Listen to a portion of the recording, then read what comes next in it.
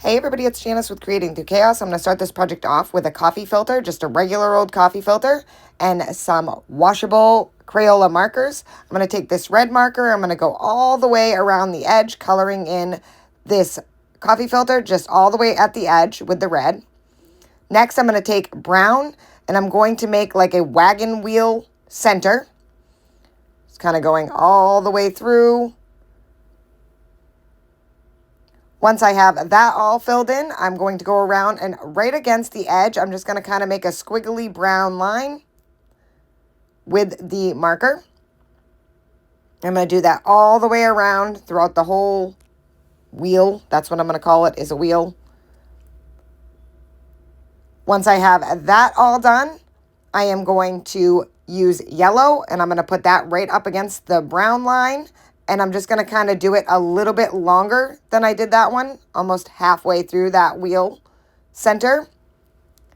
And this doesn't have to be perfect. This doesn't have to be pretty. You're not going to notice any of your lines or anything. You can kind of just do this how you want.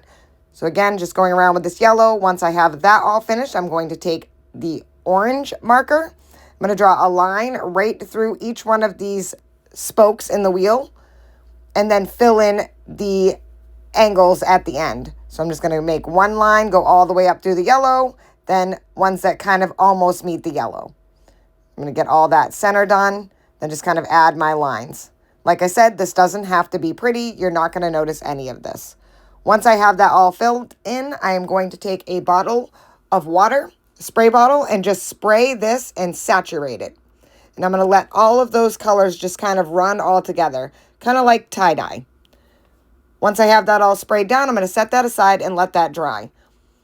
Next, I'm going to take these clothespins and I clip them onto a piece of cardboard just to make it easier to paint.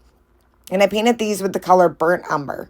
I'm going to cover the whole clothespin. I even did the inside and in between the part where you push the clothespin open. While those are drying, I'm going to take some red felt and I'm going to cut out the turkey's wattle. So I'm just going to kind of cut like a teardrop elongated shape and just kind of round it off. This doesn't have to be perfect. And then once I have that all cut out, I'm also going to take a piece of orange felt and cut out the beak. And I just did a little triangle for that. Next, I'm going to take some glue. I'm going to pop that onto the top here. This is the part where the clothespin opens. And I'm going to put two googly eyes right next to each other. Then I'm going to glue on that wattle. So I'm going to just use a little bit of glue, and I'm just using Aleene's tacky glue. You can use hot glue, you could use Elmer's glue, whatever you have. I'm going to put that on, and then I'm going to put the beak right over the top of that. And just set that on there, and then let that dry. I ended up doing two of them. So I'm going to let that glue dry up, and while that was drying, I used a blow dryer to finish drying my coffee filters. You can just let them air dry, or you can use a blow dryer.